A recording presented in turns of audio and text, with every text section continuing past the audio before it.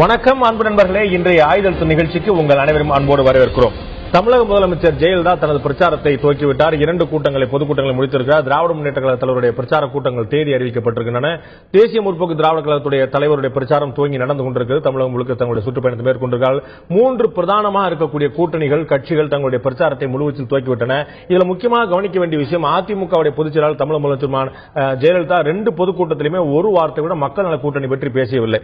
இன்னொரு பக்கம் மறுபுறம் பார்த்தால் மக்கள் நல கூட்டணிக்கு எந்தெந்த கட்சியெல்லாம் இணைந்தனவோ அந்தந்த கட்சியெல்லாம் ஏதேனும் ஒரு சேதாரம், ஒரு பிளவு என்று முழுமையாக சொல்லிவிட முடியாவிட்டால் நிச்சயமாக சேதாரம் கடுமையாக இருந்து கொண்டிருக்கிறது. மக்கள் நல கூட்டணியில முதல்ல ஐக்கியமான மதிமுகவிலிருந்து பலர் திராவிட முன்னேற்ற கழகத்துக்கு இணைந்தார்கள். அதன் பிறகு தேசிய முற்போக்கு திராவிட கழகத்தில் சிலர் இணைந்தார்கள். தற்போது தமாக இருந்து மீண்டும் காங்கிரஸ் கட்சிக்கு சென்று சேர்ந்தார்கள். இப்படி மக்கள் நல கூட்டணி, தேமுதிக, தமாக கூட்டணிக்குள் சேரக்கூடிய கட்சிகள் எல்லாம் அங்க இருக்கக்கூடிய மூத்த பிரமுகர்கள் அங்கே ஏற்கனவே நீண்ட நெடுங்காலம் அவருடைய இருந்தவர்கள் வெளியேறி வருகிறார்கள். இது ஏன் நடக்கிறது? தங்களுடைய தலைமையை தங்களுடைய கட்சியில் இருக்கக்கூடிய கன்வின்ஸ் செய்ய முடியாதவர்கள், சமாதானப்படுத்த முடியாதவர்கள், அவர்களை உடன்பாடு எட்ட செய்ய முடியாதவர்கள் மற்ற மக்களை எப்படி உடன்பாடு எட்ட செய்வார்கள் பல்வேறு கேள்விகள். இந்த இரு துருவ அரசியல் அடிப்படையாக பார்க்கும்போது திமுக அல்லது அதிமுக இந்த இரண்டை தாண்டி வேறு பக்கம் போக முடியாது அப்படிங்கிற எண்ணம் ஆழமாக வேரூன்றி இருப்பதனுடைய அடையாளமாகத்தான் இந்த கட்சியில் இந்த மாதிரியான சேதாரங்கள் ஏற்படுகின்றன. இதைத்தான் இன்றைய ஆயுத நிகழ்ச்சியை நாம் விவாதிக்க இருக்கிறோம். இரு துருவ அரசியலின் வெளிப்பாடா மக்கள் நல கூட்டணியின் அதிருப்தி நிகழ்ச்சி. இந்த பில் நம்முடைய முன்னாள் சட்டமன்ற உறுப்பினர் தமிழ் மாநில காங்கிரஸை சேர்ந்த திரு விடியல் சேகர் நம்முடைய இணைந்திருக்கார். உங்களை நிகழ்ச்சிக்கு வரவேற்க. அதேபோல மூத்த பத்திரிகையாளர் திரு மாலன் நம்முடைய இணைகிறார். உங்களை நிகழ்ச்சிக்கு வரவேற்க. அதேபோல விடுதலை சிறுத்தைகள் கட்சியுடைய துணை பொதுச் செயலாளர் திரு வன்னி அரசு நம்முடைய இணைந்திருக்கார். உங்களை நிகழ்ச்சிக்கு வரவேற்க.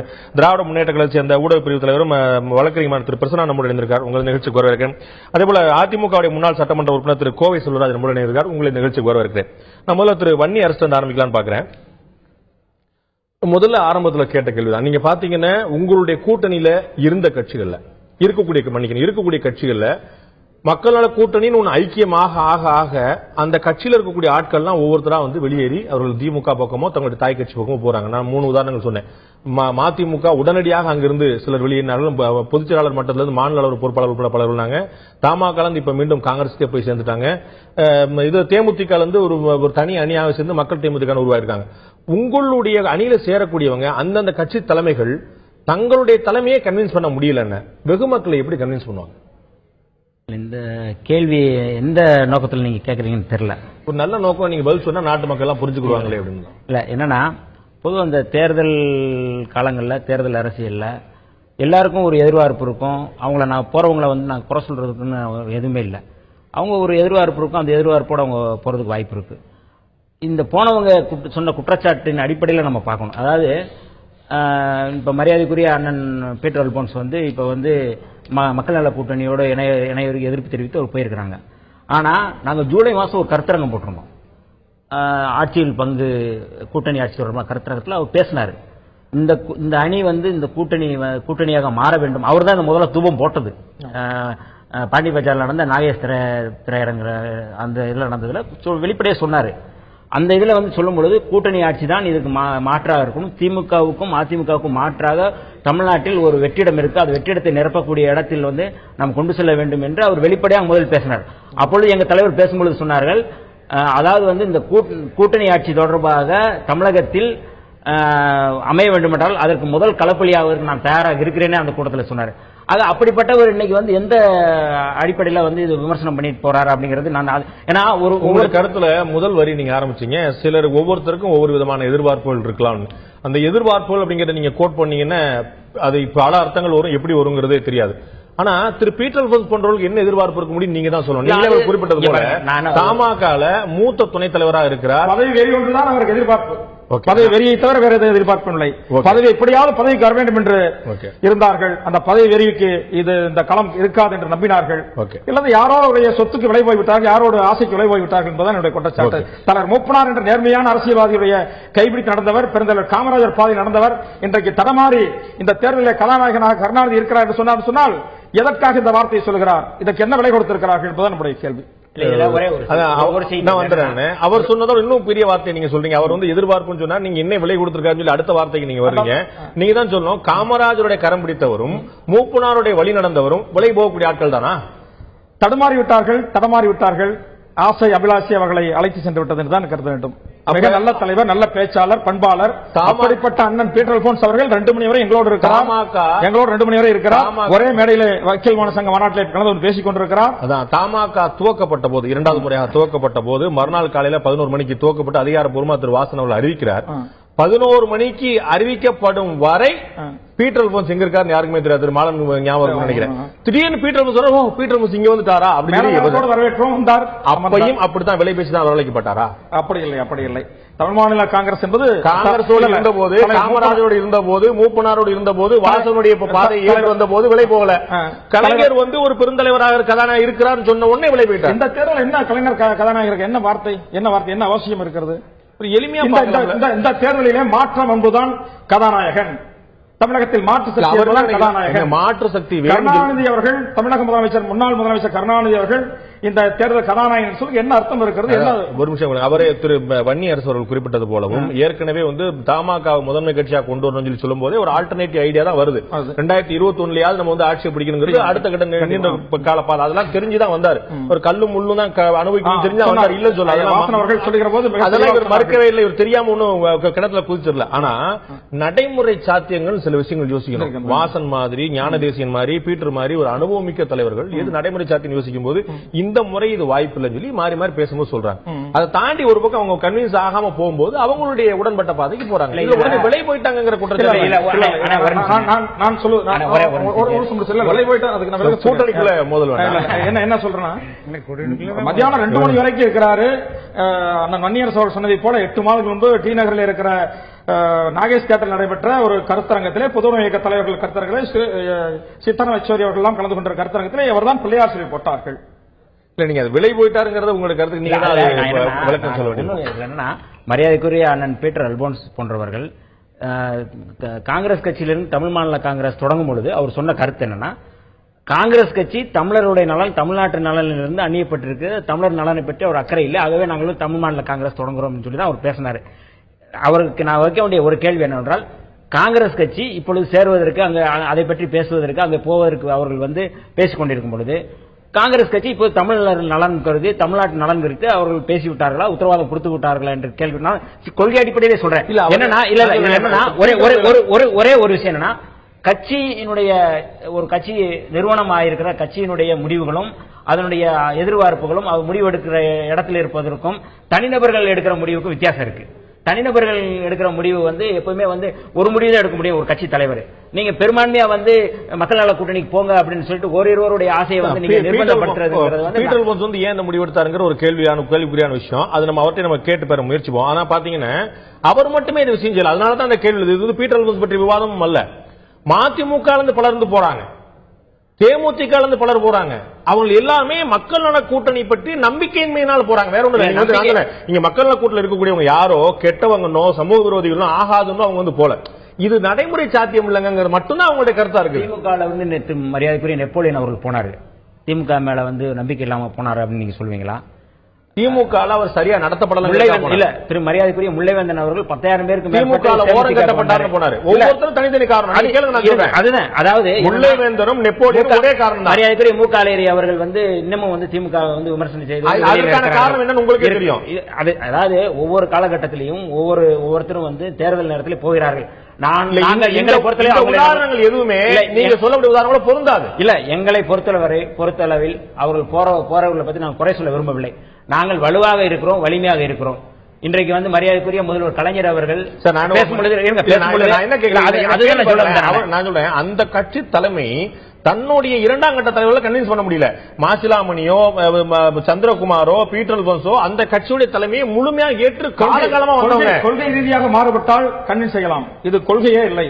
ஒன்றாக உட்கார்ந்து கொண்டு 3வது அணி வேண்டும் என்று 6 மாத காலமாக வற்புறுத்திக் கொண்டிருந்த பீட்டர் அல்போன்ஸ் அவர்கள் திடீரென்று சென்றதுக்கான காரணம் தெரியவில்லை. அவருடைய முதல் ஆப்ஷன் மாற்று அணியாக 3வது அணிக்கு போக வேண்டும்.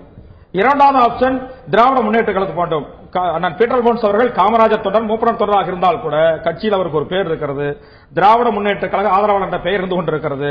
அது இன்றைக்கு வெளிப்பட்டிருக்கிறது. அதுதான் உண்மையோட சேகருக்கு நான் ஐயா மூப்பனாருடைய பிள்ளை, மூப்பனாருடைய செல்ல பிள்ளை, காமராஜுடைய பாடம் படித்து வந்த மாணவன். அதே உங்களுடைய சீனியர் மாணவர் அப்படிங்கிற நீங்க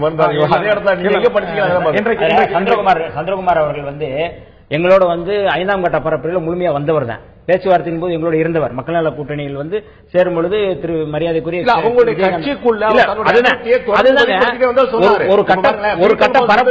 ஒரு கட்ட பரப்புரையில் முழுமையாக எங்களோடு இருந்து இந்த கூட்டணி மரியாதைக்குரிய விஜயகாந்த் அவர்கள் தான் வந்து முதல்வர் பிரகடனப்படுத்தியவர். நம்முடைய நேர்காணல்ல அவர் வந்து மனதளவுல சமரசம் செய்து கொள்ள அளவுக்கு தெளிவா வந்து சொன்னார். அவர் என்ன கூட்டணி கட்சிகள் வந்து நான் எங்கேயுமே எங்க தலைவரை நான் அசிங்கப்படுத்த விரும்பல, நான் கொண்ட கொள்ளைக்கு நான் மாற்றி போக கூடாது, ஆனா அவர் செய்த தவறு சரியா போனா உள்ள இருந்து முடிஞ்சாலும் குரல் கொடுத்தேன், ஆகான்னு தெரிஞ்ச பேர் வெளியே போன துரோகம் செஞ்சு தான் நம்ம பாத்திர முடியாது நினைக்கிறேன்.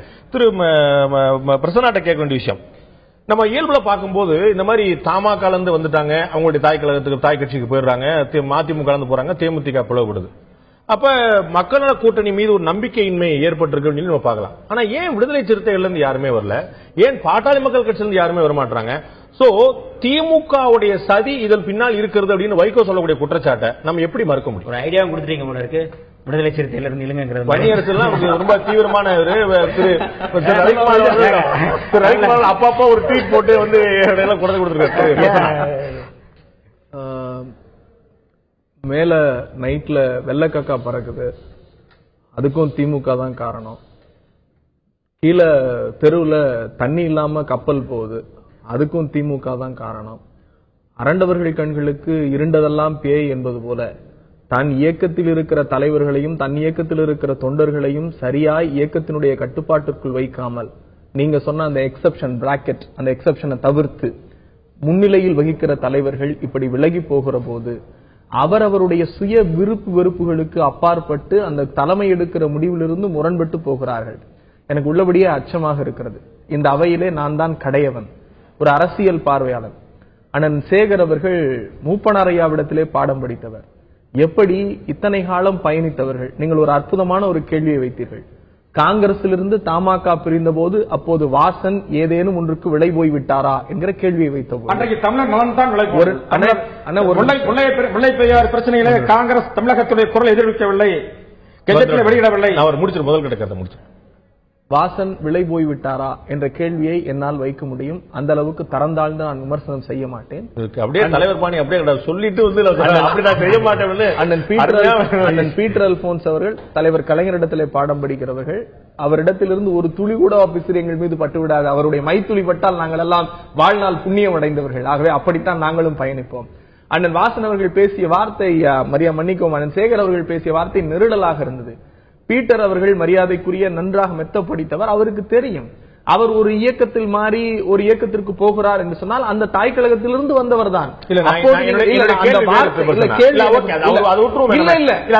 ஒரு பார்வையாளனா என்னை அச்சப்படுத்துது, ஒரு கடையவனா ஒரு அரசியல் இளைஞனா அந்த பதில் மாறி மாறி போயிட்டு நம்ம புதிய சொன்ன வார்த்தை நெருடலான வார்த்தை.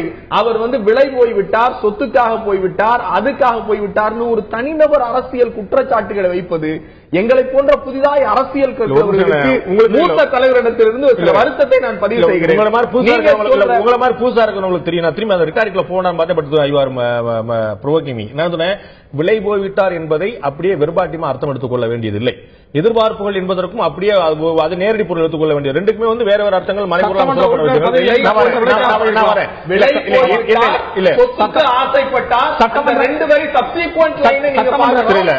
வழக்கறிஞர் ரீட் பிட்வீன் தி லைன்ஸ் அப்படிம்பாங்க. அவர் முதல்ல சொன்ன வார்த்தைக்கும் அடுத்த சொன்ன வார்த்தைக்கும் தான் முடிச்சு போட்டார். கேள்விக்கு நான் இப்ப வரேன். திராவிட முன்னேற்ற இப்ப ஒண்ணு இல்ல, அதே தமாகவிலிருந்து பாலசுப்ரமணியன் அவர்கள் அம்மையார் ஜெயலலிதாவை சந்திப்பதற்கு முயற்சிப்பதாக தகவல் வந்திருக்கிறது. இது எல்லாவற்றுக்கும் திராவிட முன்னேற்ற கழகம் தான் பொறுப்பு என்று சொன்னால் நான் சொல்லவே இல்லைங்க. நான் கேட்டதே வேற. நான் கேட்பது மக்கள் நல கூட்டணி மீது அதிருப்தி கொண்டு அது முழுமையாக வெற்றியடையாது என்ற சந்தேகத்தின் பார்வையில் சிலர் வருகிறார்கள், அதுக்கு நாங்கள் பொறுப்பல்ல என்று சொன்னால் ஏன் விடுதலை சிறுத்தைகளிலிருந்து யாரும் வரல, ஏன் பாமகவிலிருந்து யாரும் வரல, ஏன் பாஜகவிலிருந்து யாரும் வரல, மற்ற கட்சியில குறிப்பாக யார் உங்களோட கூட்டணிக்கு வருவதாக பேச்சு அடிபட்டதோ அவர்கள் உங்களோடு வர முடியாமல் போன போது அங்கிருந்து உங்கள்ட்ட வர்றாங்க. இவ்வளவுதான் ஒரு அப்சர்வேஷன். ஒரு நிமிஷம் முடிச்சிடறேன். மதிமுக உங்களோடு வரும் என்று எதிர்பார்க்கப்பட்ட திருமண விழாவில் திராவிட இயக்கத்துக்கு எந்த சிலர் தான் முதல் ஆளாக நின்று நான் வந்து செய்வேன் சொல்லி திரு வைகோ அவர்கள் சொன்னார். அந்த இணக்கமான கூட்டணி திமுக தலைவர் சொன்னார், மதிமுக கூட்டணி இருந்தால் மிகவும் மகிழ்வு என்று சொன்னார். அதன் பிறகு பாமக நிறுவனுடைய திருமணத்தில் கூட அவங்க எல்லாம் சந்திச்சாங்க. இரண்டாவதாக பழம் நழுவி பாடல விழுவும் சொல்ல அந்த மிகப்பெரிய எதிர்பார்ப்பு இருந்தது. மூன்றாவது தமாக வந்து ஒரு மிகப்பெரிய இணக்கமான திரு வாசன் அவர்கள் திரு கருணாநிதி நல்ல ஒரு இணக்கமான அண்டர்ஸ்டாண்டிங் இருந்தது. சோ இது மாதிரி இவர்கள் வருவார்கள் என்ற எதிர்பார்ப்பு இருக்கிறது. இல்லை என்றோனே அவருடைய கட்சியிலும் சிலர் வருகிறார்கள். இல்ல ஒரே ஒரு சிம்பிள், இந்த லாஜிக்கே நீங்க தப்பா பாக்குறீங்க. நீங்க வந்து நம்முடைய வைகோ அவர்கள் வந்து செயல்பாடு என்பது அண்ணன் மரியாதைக்குரிய வைகோ அவர்கள் மாவட்ட கழக செயலாளர் கூட்டத்தில் ஒன்று பேசுகிறார். அவர் பேசியதற்கு எதிராக ஒரு நடைமுறை எடுக்கிறார் சர்வாதிகார போக்கில். இதெல்லாம் நான் சொல்லல, அங்கிருந்து வெளியே வந்தவர்கள் சொன்னார்கள். அங்கிருந்து வந்த மாவட்ட செயலாளர்கள் சொன்னார். அண்ணன் ஜோயல் அவர்களோ பாலவாக்கம் சோமு அவர்களோ மாசிலாமணி அவர்களோ இதை தொடர்ந்து சொன்னார்கள். அவங்கள சாதாரண ஆட்கள் கிடையாது, அங்கிருந்த தலைவர்கள். அந்த கருத்தை நீங்கள் கருத்திலே கொள்ள வேண்டும். அதை போல விஜயகாந்த் அவருடைய கருத்திலும் சரி, அண்ணன் சந்திரகுமார் அவர்கள் மிக தெளிவாக சொல்லிவிட்டார், நான் என் தலைவருக்கு துரோகம் செய்ய மாட்டேன். இன்னைக்கு அவர் தான் தலைவர், ஆனால் நாங்கள் சொன்னோம் எங்களுடைய கட்டுப்பாட்டில் அந்த இயக்கம் இல்லை, அண்ணனுடைய கட்டுப்பாட்டில் இல்லை, மிக தெளிவா விளக்கம் கொடுத்திருக்கார். அந்த வந்து வருகிறவர்களை வரவேற்கிற இயக்கமாக, அவர்களை மதிக்கிற இயக்கமாக, தாய் கழகமாக திராவிட முன்னேற்ற கழகம் இருக்கு. அதுல அரவணைக்கிறது ஒரே காரணத்தினாலேயே நாங்கள் தான் உடைக்கிறோம் என்று சொல்வது தவறான பார்வை. இரண்டாவது, வாசன் அவர்கள் தலைவர் அண்ணன் தளபதி மிக தெளிவாக சொல்லிவிட்டார். மூணாவது பாயிண்ட் வாசன் அவர்கள்ட்ட நாங்க கூட்டணி பேசல அப்படின்னு மிக தெளிவாக அண்ணன் தளபதி சொல்லிட்டாங்க. அதற்கு பிறகு அங்க இருக்கிறவர்கள் யாரும் திமுகவுக்கு வரல. அவரு அண்ணன் பீட்டர் அவர்கள் காங்கிரசுக்கு போயிருக்காரு, பாலசுப்ரமணியம் அவர்கள் அதிமுகவுக்கு போயிருக்காரு. இதற்கும் அவர் அப்பாயின்மெண்ட் சீக்கிங் an appointment. அதெல்லாம் ஊடகத்துல வரக்கூடிய தகவல் வந்து அவர் உறுதிப்படுத்தினா நீங்க தான் ஊடகம். நான் வந்து எல்லா ஊடகத்துக்கும் பொறுப்பு கிடையாது. நான் தந்தி டிவிக்கு மட்டும் தான் எல்லா டிவிக்கு நான் பொறுப்பு கிடையாது. மற்றவர்களும் சொல்லுவாங்க, நான் இப்படித்தான் மற்றவர்களும் சொல்லுவாங்க, மற்றவர்களும் சொல்லுவார்கள். ஊடகம் என்பது வேறு, அரசியல் கட்சி என்பது வேறு. இங்க உள்ள பிரச்சனை, இங்க உள்ள பிரச்சனை, இங்க உள்ள பிரச்சனை தமாகவை உடைக்க வேண்டிய அவசியம் எங்களுக்கு இல்லை. அவர் தலைவர் ஒரு தவறான முடிவு எடுத்திருக்கிறார். அந்த முடிவு எப்ப கொள்கை ரீதியாக ஜூன் மாசமே பீட்டர் போனாரு, ஜூன் மாசம் பீட்டர் போனாரு, நாகேஸ்வர பார்க்ல பேசினாங்கன்னு கிடையவே கிடையாது. போன வாரம் வரைக்கும் அதிமுகவினுடைய போயஸ் தோட்ட கதவுகள் திறக்காதா என்பதுதான் தமாகவினுடைய முடிவே தவிர மக்கள் நல கூட்டணியோடு இணைந்து ஒரு மாற்று அரசியல் செய்ய வேண்டும் என்பது அல்ல. அந்த இடத்துல நீங்க பார்க்கலாம். முதல் கட்டமா எல்லாத்தையும் நோட் பண்ணிக்கங்க. நான் முதல் கட்டம் சொல்றேன். அதாவது அவரவர் கூட்டணி வைப்பது அவரவர் உரிமையாக இருந்தது. தேமுதிகவோட கூட்டணிக்காக திமுக தலைவர் பகிரங்கமாக அழைப்பு கொடுத்தார். தமாக ஒரு முறை கூட அதிமுக கூட்டணி பற்றி பகிரங்கமாக பேசவில்லை என்பதை தயவுசெய்து மறந்துடக்கூடாது. தேமுதிகவும் திமுக கூட்டணி பற்றி பகிரங்கமாக எல்லாமே ஊடகங்கள் வரக்கூடிய யாரும் இருக்கலாம் மறுக்கலாம் இல்ல சொல்ல. ஆனால் அதிகாரப்பூர்வமாக வெளிப்படையாக வாய் திறந்து கூட்டணிக்காக சொன்னது திராவிட முன்னேற்ற கழகம். அப்ப நம்ம வந்து நீங்க தமாக அப்படி குற்றம் சொல்லி முடியுமானாங்க? ஒரு விஷயம், நான் தோல்வி பயத்துல நான் தமாகவை குற்றம் சாட்டவே கிடையாது. எனக்கு அது அவசியமும் கிடையாது. நான் அதை பற்றி கருத்திலே கொள்ள வேண்டிய அவசியமும் கிடையாது. அவர்கள் அந்த மனசாட்சியுள்ள அண்ணன் வாசன் அவர்களுக்கு தெரியும் எதர் வரைக்கும் இதனால் உட்கார்ந்து இருந்தார்கள் என்பது ஊடகங்களில் வந்த செய்தி, பல இடங்களில் பேசப்பட்ட செய்தி. எதற்காக திடீரென்று மக்கள் நல கூட்டணிக்கு போனார்கள் என்பதும் மக்களுக்கு தெரியும். இதுல புதுசா மக்கள் நீங்க பதில் சொல்லுங்க. இந்த சூழலில் தமாகவை குறித்து நான் அதை இக்னோர் பண்றேன். அது குறித்து நான் கருத்து சொல்ல வேண்டிய அவசியம் இல்லை. இரண்டாவது, நீங்க என் மீது வைக்கிற குற்றச்சாட்டு தேமுதிகவுக்காக நாங்கள் காத்திருந்தோம். மிக தெளிவாக பலமுறை பலமுறை சொல்லியிருக்கேன். ஒரு நேர் உங்களை மாதிரி ஒரு செய்தியாளர் கேட்கிறார், தேமுதிக வந்தால் வரவேற்பீர்களா? வந்தால் மகிழ்ச்சி, வரவேற்பேன். உங்கள் கேள்விக்கு பதில் ஒன்று. பாதி தகவலை சொல்றீங்க, பாதி தகவல் பொய்க்கு சமமாகும். அது வேண்டிய இந்த இடத்தில் பொய் பேச வேண்டிய அவசியம். திராவிட முன்னேற்ற கழக தலைவர் மிக தெளிவாக பேச்சுவார்த்தை நடந்து கொண்டிருக்கிறது, சுமூகமாக நோக்கி போயிருக்கிறது. பழம் எந்த நேரம் பால்ல விழலாம் அப்படின்னு சொல்லி சொன்னார். எப்ப முடியுங்கிற பத்தி நான் சொல்ல விரும்பலன்னு சொல்லி சொன்னார். இது அவராக வாழ்ந்தது. ஒரு நிமிஷம், கூட்டணிக்கு நீங்கள் அழைப்பீர்களா என்றது முதலையாக மக்கள் நல கூட்டணி தலைவர்கள் போய் தேமுதிக பார்க்கும் போது நானும் உங்கள் மூலமா அழைப்பு கொடுக்கிறேன்னு சொன்னார். அதுதான் கேள்விக்கான பதில். ஆனா ஒரு நிமிஷம், அதுல நான் மறுக்கவே கிடையாது. ஒரு அரசியல் இயக்கத்தோடு தேர்தல் களத்தில் ஒரு பொது எதிரியை எதிர்க்கிற போது அரசியல் இயக்கத்தில் மற்ற அரசியல் இயக்கத்தை கூப்பிடுவது ஒன்றும் தவறல்ல. யாருமே யாரும் தவறு சொல்லல. அண்ணாவுக்கும் சுதந்திரா கட்சிக்கும் சம்பந்தம் சார், யாரு கூட்டணிக்கு ஒரு அரசியல் கட்சியை அழைப்பதே தவறு என்கிற பார்வை ஒரு முரண்பட்ட பார்வையாக. நீங்க எங்க போய் எங்க இந்த விஷயத்தை நீங்க பிரிச்சு பார்க்கணும். நீங்கள் சொன்னீங்கள் அதிமுகவுடைய போயஸ் தொட்ட கதவுக்காக தவம் கிடந்தது தமாக நீங்க சொன்னீங்க. அதன் பிறகுதான் இந்த விவாதமே வருது. நீங்க அப்ப உணரணும்ல, தமாக தவம் கிடந்திருந்தா அது தவறு இல்ல. ஒரு நிமிஷம், அது ஒரு தெளிவா இங்க சொல்றீங்க. நீங்க இங்க தமாக அதிமுகவுக்காக காத்திருந்தது என்கிற வாதம் சரியான வாதம். நான் மீண்டும் சொல்லுகிறேன், நீங்கள் எப்படி அதே போலதான் திமுக ஒரு நிமிஷம் அது ஒரு புதிய கிடைக்கவில்லை, காய் கிடைக்கவில்லை, கனி கிடைக்கவில்லை.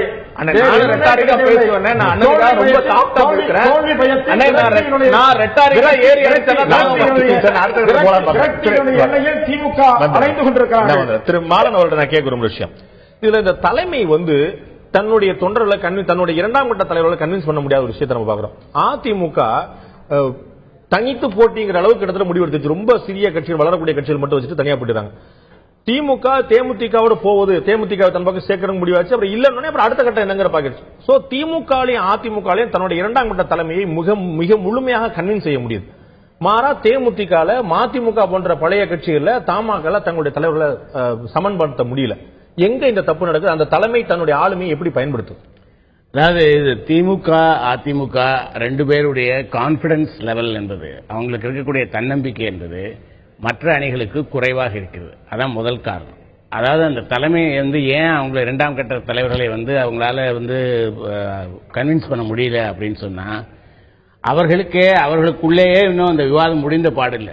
நாம் உறுதியாக வெற்றி பெறக்கூடிய அணிதானா என்பதை குறித்த விவாதம் அவர்களுக்குள்ளேயே முடிந்த பாடில்லை. ஏன் அப்படி பார்க்க, நீங்க இந்த எலெக்ஷன் வச்சுட்டு நீங்க பார்க்க கூடாது. இதுக்கு நீங்க 2014 நாடாளுமன்ற தேர்தல், அதற்கு பிறகு 2006 சட்டமன்ற தேர்தல், இரண்டையும் நீங்க கணக்கில் வச்சுட்டு பார்க்கணும். 2014 நாடாளுமன்ற தேர்தல் என்னாச்சுன்னா, அதிமுக தனித்து போட்டியிட்டது. எங்களுக்கு யாருடைய தயவும் வேண்டியது இல்லைங்கிற ஒரு முடிவை எடுத்தாங்க. அதுக்கான ஒரு பலனை அவர்கள் அடைந்தார்கள். 2006 திமுக இதே மாதிரியான ஒரு முடிவை எடுக்க முடியாத ஒரு சூழ்நிலை இருந்தது. அவர்கள் பல்வேறு கூட்டணிகளை பல்வேறு கட்சிகளை சேர்த்துக் கொண்டதுனால அவங்களால போதிய பெரும்பான்மை இல்லாத ஒரு அரசை தான் அவர்களால் ஆதரிக்க முடிந்தது. அப்ப இரண்டு கட்சிகளும் கற்றுக்கொண்ட பாடம் என்ன? அதிமுக என்ன நினைக்கிறது? நமக்கு யாருடைய துணையும் வேண்டாம், நாம் வெற்றி பெற்றுவிட முடியும் என்று நினைக்கிறது.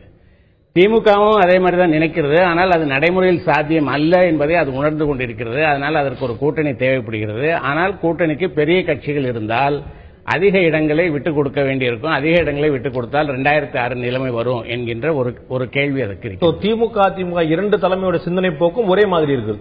ஆமா, அவங்க தான் மேஜர் பிளேயர்ஸ். அவங்க என்ன நினைக்கிறாங்கன்னா, இன்னமும் இருதுருவ அரசியல் தான் தமிழ்நாட்டில் இருக்கிறது என்று நினைக்கிறாங்க. அந்த கணிப்பு சரி, அதுல சந்தேகம் கிடையாது. ஏன்னு கேட்டா இரண்டு கட்சிகளுடைய கணிப்பு சரி அப்படிங்கிற பார்வைக்கு நீங்க எப்படி வரேன்னு கேட்டீங்கன்னா, அதிமுக திமுக இரண்டும் அல்லாமல் நீங்கள் குறிப்பிட்ட 2014 பாராளுமன்ற தேர்தலில் கிட்டத்தட்ட 20 விழுக்காடு அதான் நான் சொல்றேன். இப்ப கிட்டத்தட்ட ஒரு 6 கட்சிகள் ஒற்றுமையான ஒரு அணியை கட்டமைச்சிருக்காங்க. அதிமுக திமுக இல்ல. அதை நான் விளக்குறேன் கேளுங்க. அதாவது நீங்க இரண்டு பெரிய கட்சிகளுடைய வாக்கு என்பது கிட்டத்தட்ட 60%, 60% 65% அவங்க ரெண்டு பேரும் பெறக்கூடிய வாக்குகள். மொத்தம் அவங்க யார் கூட்டணியில் இருந்தாலும் இல்லாவிட்டாலும், அப்ப மீதம் இருக்கக்கூடிய 35% 40% வாக்குகளுக்காக தான் இப்ப இருக்கிற போட்டி நடக்குது. அந்த 40% வாக்குகளும் ஒரு அணிக்கு மொத்தமாக கிடைக்கக்கூடிய வாய்ப்பு இல்லை என்கின்ற ஒரு நிலை வருகிற போது, அது பலவாறாக பிளவுபடும் என்கின்ற நிலை வருகிற போது, அந்த அணியில் இருக்கிறவர்களுக்கு அந்த விவரம் தெரிந்தவர்களுக்கு அதை குறித்த கேள்விகளும் சந்தேகங்களும் வருகின்றன. அப்போ இரண்டு கேள்விகள் வரும். இப்ப நீங்க சொன்னதெல்லாம் பாத்தீங்கன்னா, எங்க அந்த மாற்றம் ஏற்படுகிறது என்று சொன்னா, விஜயகாந்த் மக்கள் நல கூட்டணி விஜயகாந்தினுடைய தலைமையை ஏற்றுக்கொள்கிறது என்கின்ற முடிவு வருகிற போது, அது மற்ற சிலருக்கு உடன்பாடாக இல்லை. பீட்டர் அல்போன்ஸ் என்ன சொல்றாரு, வைகோவினுடைய தலைமையை எப்படி ஏற்க முடியும், விஜயகாந்தினுடைய தலைமையை எப்படி ஏற்க முடியும் அப்படின்னு அவர் கேட்கிறாரு. அவர் இல்ல, தமாக என்பது ஒரு மாற்றத்துக்கான ஒரு அணியா தான், ஒரு கட்சியா தான் உருவானது. மாற்றத்துக்கான ஒரு அணியாக உருவானது. ஆனா அவங்களே என்ன சொல்றாங்க, எங்களால் இந்த தேர்தலில் தனித்து போட்டியிட முடியாது, யாரோடையாவது கூட்டணி உணர்கிறார்கள் அப்படின்னு உணர்றாங்க இல்ல. அப்போ இந்த தேர்தலில் அவர்கள் விரும்புகிற மாற்றம் என்பது வேறு யாரோடோ சேர்ந்து போட்டியிடுவது. அப்படிதானே அதுக்கு வந்து நம்ம வந்து ஊடகங்களுடைய கருத்துல நமக்கு அதிகாரப்பூர்வமற்ற தகவல் அதிமுக கூட்டணிக்கான வாய்ப்பு பற்றி பேசப்பட்டது. இல்ல கேளுங்க, அப்ப அதிமுக கூட்டணிக்கான வாய்ப்பு பற்றி பேசப்பட்டது இல்ல. தமாகவினுடைய நிலை வந்து 2 பெரிய திராவிட கட்சிகளுடைய ஆட்சியும் வேண்டாம், ஆட்சி மாற்றம் வேண்டும், ஆட்சி மாற்றம் என்பதுதான் இந்த தேர்தலினுடைய முக்கியமான எலக்ட்ரல் இஷ்யூ என்று அவர்கள் நினைத்திருந்தார்களானா அவர்கள் வந்து மக்கள் நல கூட்டணி உருவான போதே அதுல போய் அவர்கள் சேர்ந்து கொண்டிருக்கலாம். அப்ப எதுவும் தடை இல்லையா? நேரம் இருக்குல்ல, வேட்புமனு தாக்கலுக்கு நீங்க இன்னைக்கு இருக்கிற நிலை என்ன? நேரம் இல்லைன்னு சொல்றீங்க. மக்கள் நல கூட்டணி உருவாகி, மக்கள் நல கூட்டு இயக்கம் உருவாகி, அது மக்கள் நல கூட்டணியாக ஆகி, அதற்கு பிறகு அதுல வேற சில கட்சிகள் வந்து சேர்ந்து இவ்வளவு இன்னைக்கு தேதி வரைக்கும் அவங்களால யார் எந்த தொகுதியில் நிற்க போகிறார்கள், யார் எங்களுடைய வேட்பாளர் என்று சொல்ல முடியல. அவசரப்படமான தெரியல, திராவிட முன்னேற்ற கழகத்துடைய வேட்பாளர் பட்டியல் வெளிவரல, வெளியில வரல. பாமகவுக்கு ஒரு 45 பாமக தான் தமிழ்நாட்டில் முதல் முறையாக முதலமைச்சர் வேட்பாளர் அறிவிச்சுட்டு கிட்டத்தட்ட 1.5 வருஷமா சுத்திட்டு இருக்காங்க. தமிழ்நாடு முழுக்க கடுமையான பிரச்சாரம் பண்றாங்க. இன்னும் 45 வேட்பாளர் அறிவிச்சிருக்காங்க. சோ டைம் நிறைய இருக்கு இல்லையா? இன்னைக்கு வந்து மக்கள் நல கூட்டணியை பொறுத்தவரை எண்ணிக்கை முழுமையாக பிரிக்கப்பட்டிருக்கு. என்னுடைய கேள்வி, வேட்பாளர் யார் என்று தெரியாம இவங்க வந்து தொகுதியில் போய் என்ன பிரச்சாரம் செய்வாங்க? எந்த முகத்தை காட்டி அவர்கள் வாக்கு கேட்பாங்க? எல்லா கட்சியும் நீங்க ஒரு வேடிக்கை, இந்த தேர்தலில் இருக்கக்கூடிய ஒரு வேடிக்கை என்னவென்றால், அதிமுக இன்னும் தன்னுடைய தேர்தல் அறிக்கையை வெளியிடவில்லை. என்னென்ன வாக்குறுதிகள் என்று தெரியாது. ஆனா அது பிரச்சாரத்திற்கு கிளம்பிவிட்டது. திமுக தன்னுடைய வேட்பாளர்களை இன்னும் அறிவிக்கவில்லை. ஆனா அதற்கான பிரச்சார திட்டங்கள் வந்து தேர்தல் அறிக்கை வந்துருச்சு. தேர்தல் அறிக்கை வந்துருச்சு. ஆனா அதாவது ஒரு பெரிய திராவிட கட்சிக்கு வந்து என்ன வாக்குறுதிகள் என்று மக்களுக்கு சொல்ல விரும்பல. ஆனால் பிரச்சாரத்தை துவக்கிவிட்டது. இன்னொரு பெரிய கட்சி தன்னுடைய வேட்பாளர்கள் யார் என்பதை மக்கள் முன்னால் இன்னும் அறிமுகப்படுத்தல. ஆனா என்ன செய்ய போகிறோம் என்கிற சொல்லி இருக்கிறது. அதை நம்பி அது வந்து பிரச்சாரத்தை கிளம்பி இருக்குது. இது மாதிரி இதுவரைக்கும் எந்த தேர்தலில் நடந்திருக்கிறதா? இல்ல, கடந்த 2011 கூட தேர்தல் அறிக்கையை வந்து அதிமுக மிக கடைசியில தான் வெளியிட்டது அப்படிங்கிற நம்ம மறந்துட முடியாது. இன்னும் தாண்டி பல விஷயங்கள் நம்ம விவாதிக்க வேண்டியிருக்குது. நான் வந்து ஒரு சிறிய இடைவெளி எடுக்க வேண்டியிருக்கு. இடைவெளிக்கு பிறகு இன்னொரு முக்கியமான கேள்வி எழுப்பிருக்கு. 2 இடதுசாரி இயக்கங்களையும் சேர்த்து ஒரே கட்சியாக கொண்டு ஒட்டுமொத்தமாக 6 கட்சிகள் இல்லை 5 கட்சிகள் தான் இருக்கு என்று சொல்லி ஒவ்வொரு கட்சிக்கும் தமாக, தேமுதிக, மதிமுக 2 இடதுசாரிகள் விடுதலை சிறுத்தைகள் ஆளுக்கு வெறும் 3 விழுக்காடு வாக்கு தான் இருக்குது என்று ஒரு முடிவுக்கு வந்தால் கூட குறைந்தபட்சம் 15 விழுக்காடு உத்தரவாதமான வாக்கு கொண்டிருக்கிறது மக்கள் நல கூட்டணி. இதை தாண்டி ஜெயிக்கக்கூடிய கட்சிக்கான வாக்கு என்பதும் புதிய அணி என்பது வந்து நம்பிக்கை தரக்கூடியதாக 2006 தேமுதிக 8 விழுக்காடு பெற்றது, 2009 தேமுதிக வந்து 10 விழுக்காடு பெற்றது. சோ ஒரு மாற்றணிக்கான வாய்ப்பு இருக்கு. 2014 நாடாளுமன்ற தேர்தலில் கூட 20 விழுக்காடு மாற்றணி பெற்றது. சோ அப்படி ஒரு நம்பிக்கை பெறக்கூடிய அணியாக மாறினால் கூடுதலாக ஒரு 5 விழுக்காடு உத்தரவாதமாக குறைந்தபட்சம் 20 விழுக்காடு வாக்குகளை பெறக்கூடிய நிலையில் மக்கள் நல கூட்டணி தேமுதிக தமாக கூட்டணி இருக்கிறதா? அப்படி அவர்கள் 20 விழுக்காடு வாக்குகளை பெறுவார்கள். யாருக்கு சேதாரம்?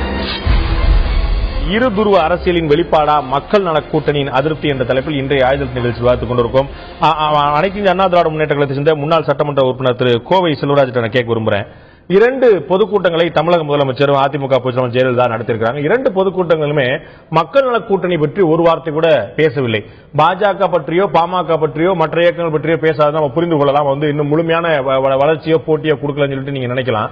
மக்கள் நல கூட்டணி வந்து ஒரு மிகப்பெரிய வலிமையான அளவில் ஒரு 6 பெரும் கட்சிகளை வந்து இணைத்து செயல்படும் போது அந்த கூட்டணி பற்றி ஒரு வார்த்தையோட சொல்லாததுக்கான அரசியல் ராஜேந்திர காரணம் என்ன? திரு செல்வராஜ்.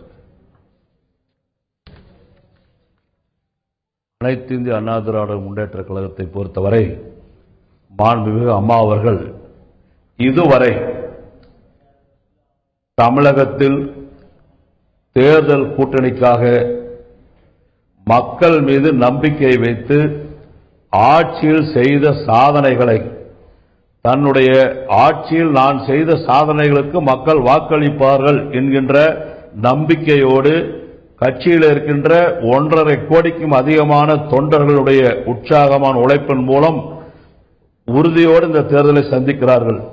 ஆனால் நீங்கள் கேட்ட கேள்வியான அந்த 6 கட்சிகளும் இன்றைக்கு அவரவர்கள் கட்சியை காப்பாற்றிக் கொள்வதற்காக அவர்களே தரிகணத்தான் போடுகின்ற பொழுது அவர்களை பற்றி சிந்தித்து நேரத்தை ஒதுக்கி பேசுவதற்கு தன்னுடைய நேரத்தை ஒதுக்குவதை விட மக்களுக்காக பேசி மக்களுடைய பிரச்சனைகளை பேசி மக்களுக்காக மீண்டும் அம்மாவின் ஆட்சி தொடரட்டும் என்று தமிழகம் முழுவதும் மக்கள் உறுதியாக இருக்கின்ற பொழுது இப்படிப்பட்ட கட்சிகளை பற்றி பேச வேண்டாம் என்று நினைத்துக் கொண்டு மக்களை சந்திப்பதற்கு சென்று விட்டார்கள். மக்களை சந்தித்துக் கொண்டிருக்கிறார்கள். எங்கிட்டு சென்றாலும் திரு செல்வராஜ் உங்களுடைய பழைய நண்பரா? திரு செல்வராஜ், எனக்கு என்ன கேள்வி, நீங்க சொன்னீங்க அவரவர் கட்சியை அவரவர்களே தலைமையேற்று நடத்த தகிடும் தத்துவம் போடும்போது நீங்க இவங்க மத்தது பேச வேண்டாம்னு. அதிமுகவில் இருந்து கூட நிகழ் சட்டமன்ற உறுப்பினர்களே கட்சி மாறி இருக்கிறாங்க. உங்களுக்கு தெரியாத விஷயம் இல்ல. அமைச்சர் பெருமக்கள் மாறி இருக்காங்க, திராவிட முன்னேற்ற மாறி இருக்காங்க, தேர்தல் சமயங்கள் இன்னும் நிறைய மாறி இருக்காங்க, தேர்தலுக்கு முன்னாடியே கூட மாறி இருக்காங்க. பல இடைத்தேர்தல்களை அதிமுக வெளியே கடந்த 2006-11 இடைத்தேர்தல் சந்திச்சிருக்காங்க. மதுரையில நடந்த விஷயம் கண்கூடா பார்த்த விஷயம். சோ இது ஒருத்தர் கட்சி மாறி ஒருத்தர் போறாருங்கிறது அவ்வளவு பெரிய தலைமையே சரியா இல்லைங்கிற அளவு சொல்ற விஷயமா என்ன? கட்சி மாறி போடுறதில்ல சார். அவங்க கட்சியில் இருக்கிறவங்கள அவங்க கட்சியை பத்தி அவங்க நடக்காத போது நாங்க அந்த கட்சியை பத்தி கவலையே பண்ணிக்கிறோம். உங்களுக்கு அதிமுகவை பொறுத்தவரை மற்ற கட்சிகளை உடைக்கின்ற வேலைக்கு அதிமுக வேலை கிடையாது. இன்றைக்கு யாராவது ஒருத்தர் டிடிபியில போய் லெட்டர் பேட் போட்டு விசிட்டிங் கார்டு எடுத்துட்டு வந்தா அவங்களுக்கு 2 சீட்டு 3 சீட்டு கொடுக்கிற கட்சி மாதிரி அதிமுக இல்ல. அதிமுக என்கின்ற இயக்கம் மக்களுக்காக உழைக்கின்ற இயக்கம். திரு செல்வராஜ், நடிகர் கருணாஸ் அப்படின்னு ஒரு நண்பர் உங்களுக்கு நல்ல அறிமுகமா இருக்கும்.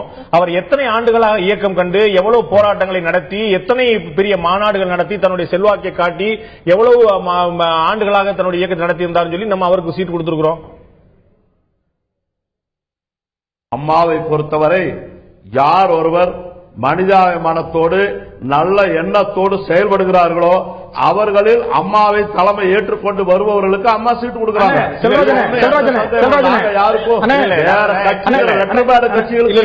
யார் யாருக்கு சீட்டு கொடுக்கணுங்கிறது அதிமுக பொதுச் செயலாளருடைய தனிப்பட்ட உரிமை, மாற்று கருத்து கிடையாது. ஆனா என்ன மற்றவர்கள் சீட்டு கொடுத்தாங்க, யாரும் தலையிடுற உரிமையும் கிடையாது, யாரும் தலையிடவே மாட்டாங்க. கவலைப்படாதீங்க. நான் சொல்றேன், மற்றவர்கள் சீட்டு கொடுத்தாங்க அப்படின்னு அது லெட்டர் பேட் கட்சிக்கான அங்கீகாரமா மாறிடுறது. ஆனா அதிமுக சீட்டு கொடுத்தோம்னா தலைமையுடைய பொது பெருந்தன்மையா மாறிடுது. இது எப்படி இந்த ரசமாற்றம் எப்படி நடக்குன்னு கேட்கிறேன். அதிமுக தலைமையில் சென்ற சட்டமன்ற தேர்தலில் கூட்டணியாக இருந்து வெற்றி பெற்று சட்ட உறுப்பினராக இருந்தவர்களுக்குத்தான் இப்பொழுது வாய்ப்பு கொடுத்திருக்கிறார்கள். யாருக்கும் யார் உண்மையான கருணாஸ் அவர்களுக்கு சீட்டு கொடுத்தது, மனிதநேய ஜனநாயக கட்சிக்கு ஜனநாயக கழகத்துக்கு சீட் கொடுத்தது, திரு கதிர் அவர்கள் அனுமதித்தது, திரு ஷேக்தாத் அவர்களுக்கு சீட் கொடுத்தது, இவர்கள் எவ்வளவு பெரிய இயக்கம் நடத்தி கொண்டு அவங்களுக்கு தெரியாதான்னு கேட்கிறேன். ஷேக்தாவுக்கு ஒரு முஸ்லீம் இயக்கத்தை தமிழ்நாடு முஸ்லீம் கழகத்தை நடத்தி கொண்டிருக்கிறார். அவர் அதுபோல மனிதநேய மக்கள் கட்சியிலிருந்து அவர் பிரிந்து புதிய இயக்கம் ஆரம்பித்து அவரும் தமிழ்நாடு உள்ள அமைப்பை வைத்து நடத்தி கொண்டிருக்கிறார். நீங்க இன்னைக்கு கருணாசுக்கு சீட்டு கொடுத்திருக்காங்க. கருணாஸ் சாதாரணம் அல்ல, அவரும் சரி திரைப்பட நடிகராக இருக்கிறார், அம்மாவுடைய அன்பை பெற்றவர், அம்மாவுக்காக செயல்பட்டுக் கொண்டிருக்கிறார். இப்ப நான் எப்படி அதுபோல் அவர்களும் செயல்படுகிறார்கள். அவர்களுடைய விருப்பம். கட்சியில சீட்டு கொடுக்க வேண்டாம் என்பதற்கு யாருக்கு உரிமை கிடையாது. கட்சியில யாருக்கு வேண்டாலும் சீட்டு கொடுப்பதற்கு அந்த கட்சியுடைய நிரந்தர பொதுச் செயலாளர் மாண்புமிகு அம்மாவுக்கு உரிமை. அதை யாரும் தலையிட முடியாது. அது மறுக்க முடியாது. எனக்கு என்ன கவலை, 2014 இதே போல பாஜக பற்றி தமிழக முதலமைச்சர் எதுவுமே பேசல. தொடர்ந்து கடுமையான பிரச்சாரம், 2 பக்கம் பாஜக அதிமுக பற்றி பேசல, அதிமுக பாஜக பற்றி பேசல. ஆனால் தேர்தல் நெருங்குவதற்கு சில நாட்கள் முன்னதாக தமிழக முதலமைச்சர் தானே முன் அந்த பிரச்சாரத்தை துவக்கினார். மோடியால முடியாது, இந்த லேடியால தான் முடியும் சொல்லிட்டு அவர் தான் முன்னின்று ஆரம்பிச்சார். அதுக்கப்புறம் அவங்க மோடினாங்க, அப்புறம் திமுக டாடினாங்க, பல விஷயம் நடந்தது. சோ ஒருவேளை கடைசியில சொல்லுவாங்க இது மக்கள் கூட்டணி எந்த அளவுக்கு தாக்கத்தை ஏற்படுத்தது என்பதை பொறுத்து பிறகு இந்த பிரச்சாரத்தில் வருமோ. மக்கள் நல கூட்டணியை பொறுத்தவரை அனைத்து இந்திய அண்ணா திராவிட முன்னேற்றத்திற்கு உறுதியாக சொல்கிறேன், எந்த விதமான எங்களுக்கு கவலையும் கிடையாது. எங்களுக்கு 45% வாக்குகளை வைத்திருக்கிறோம். மக்கள் எங்கள் பக்கம் இருக்கிறார்கள். மக்களை நம்பி தேர்தலை சந்திக்கிறோம். இந்த தேர்தலை பொறுத்தவரை தேர்தலிலே பயம் கொண்டவர்கள் தான் ஒவ்வொருவராக அழைத்து தினசரி காலையிலே கட்சி ஆரம்பித்தால் மாலையிலே சீட்டு கொடுக்கின்ற வாய்ப்பை பெற்ற கட்சிகளைப் போல அல்ல அதிமுக கட்சியை பொறுத்தவரை.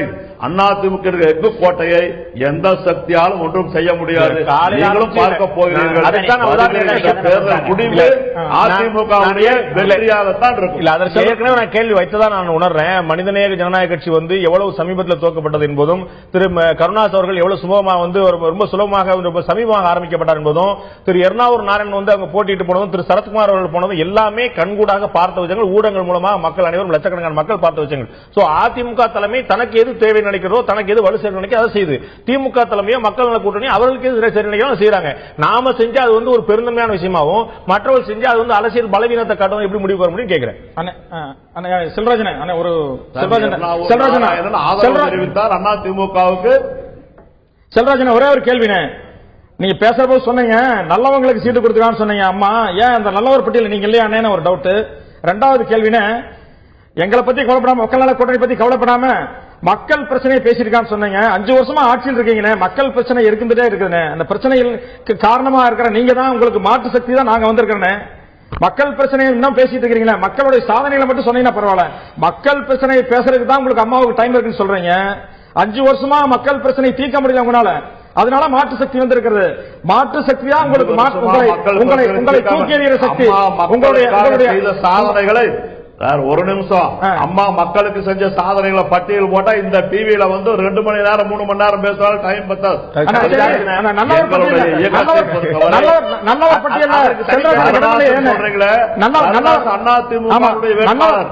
பட்டியல ஏன் செல்வராஜன் இடமில்லைன்னு தெரியல. அம்மா நல்லவங்களை வாய்ப்பு முடிவு போறீங்க, அவருக்கு ராஜ்யசபா வாய்ப்பு இருக்கு. நான் அம்மா இடத்திலே வாய்ப்பை கேட்கவில்லை. நான் அந்த இயக்கத்தில் அம்மாவுடைய அன்பை பெற்று பணியாற்றிக் கொண்டிருக்கிறேன். அவர்களுக்கு தெரியும் யாருக்கு வாய்ப்பு கொடுக்க வேண்டும் என்று. முக்கியமான விஷயம், திரு இளங்கோவன் அவர்கள் பாஜகவோடு தமாக பேச்சு நடத்தியது அப்படிங்கிற ஒரு குற்றச்சாட்டை வைக்கிறார்.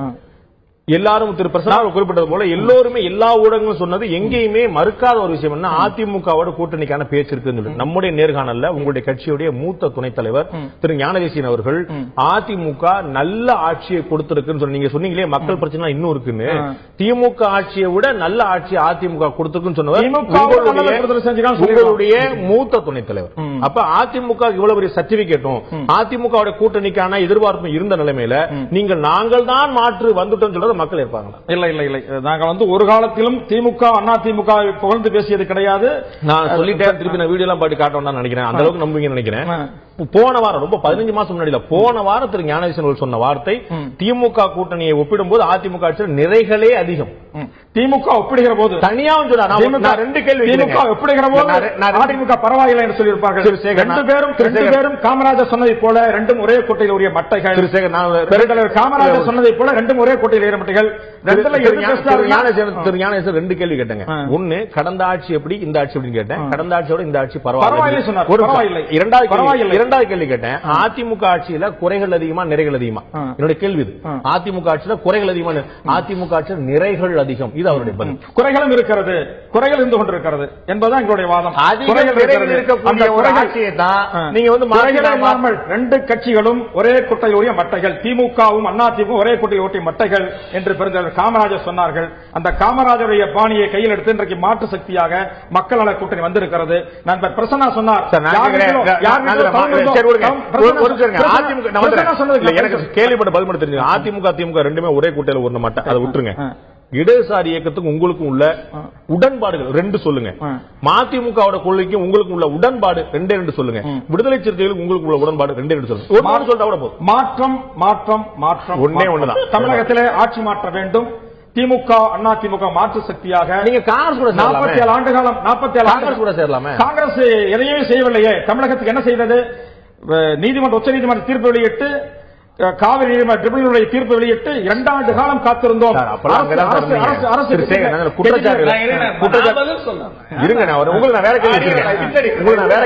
தமிழக உணர்வுகளை மதிக்கவில்லை, தமிழக உணர்வை தூக்கி இருந்தது. அப்ப திரு சேகர் உள்பட உங்களுடைய தலைவர் திரு வாசன் அத்தனை பேருமே அங்கதான் இருந்தோம், எதிர்த்து கொள் கொடுத்தோம். கட்சிக்குள் ஜனநாயகம் இல்லை, உரிமைகள் தமிழக உரிமைகள் மறுக்கப்படுகிறது.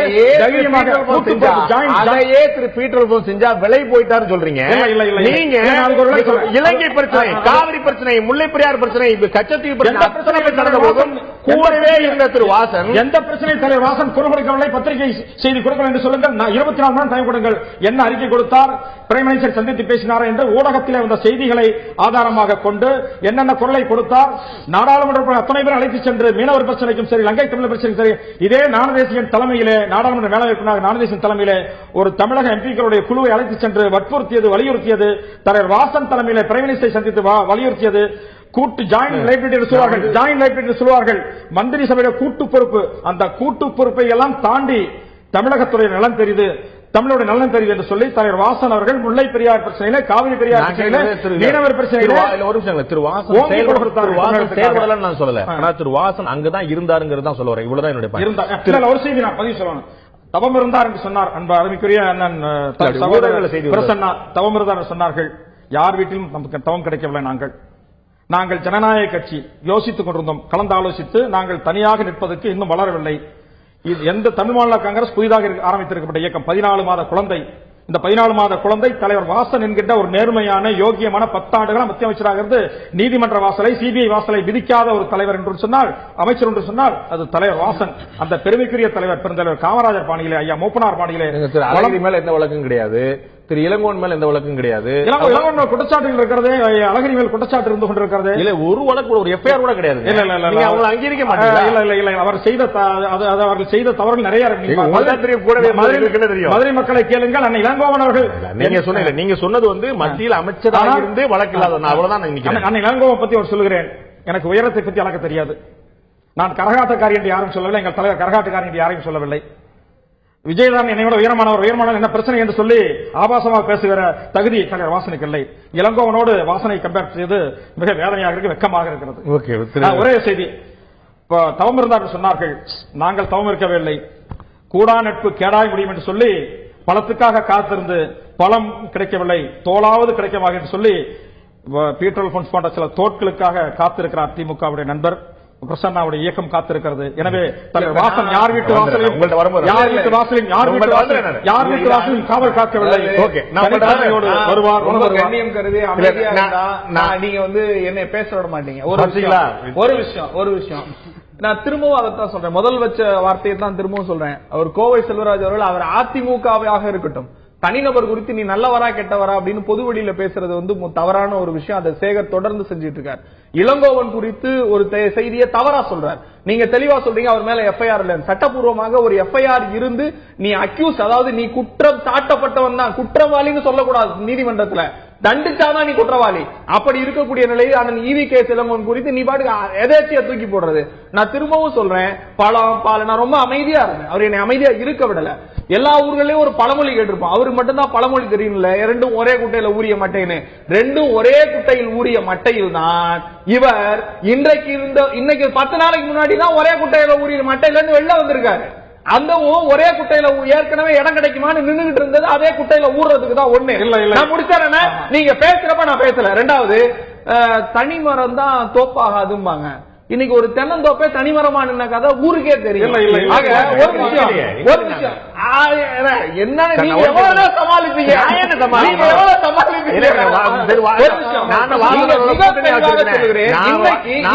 ஒரு வார இதழ் வந்திருக்கு. இன்னைக்கு ஒரு வார இதழ்ல 3வது பக்கத்துல ஜிகாவாசனுடைய பேட்டி. திமுகவுக்கும் அதிமுகவுக்கும் நாங்கள் மாற்று இல்லை. இந்த வார்த்தை பயன்படுத்தியிருக்கார். நாங்கள் மாற்று இல்லை. ஆமாங்க, அவர் ஆமா சொல்றாங்க. இவருதான் இவ்வளவு நேரம் நாங்க தான் மாற்று, நாங்க தான் அவர் அணிய சொல்றாரு. இப்பதான் கூட்டணிங்கிற வார்த்தை வருது. கூட்டணிங்கிற வார்த்தை வருது. அவரு முழுக்க ஐயா மூப்பனார், ஐயா காமராஜர், இன்னமும் சொல்றேன், இந்த ஒரே குட்டைன்னு திமுக, அதிமுக விட்டுருங்க, திமுகன்னு சொன்னார்ல, அந்த ஒரே குட்டையில் ஊறிய மட்டை என்று சொல்லப்பட்ட திமுகவோடு தான் ஐயா மரியா, நான் பெரிதும் மதிக்கிற ஐயா மூப்பனார் எங்களோடு இருந்தார், அண்ணன் ஜி.கே. வாசன் எங்களோடு இருந்தார். இன்னைக்கு திடீர்னு ஒரு கொள்கை மாற்றம் ஒரு இடத்துல வந்துருச்சு. நீங்கள் 48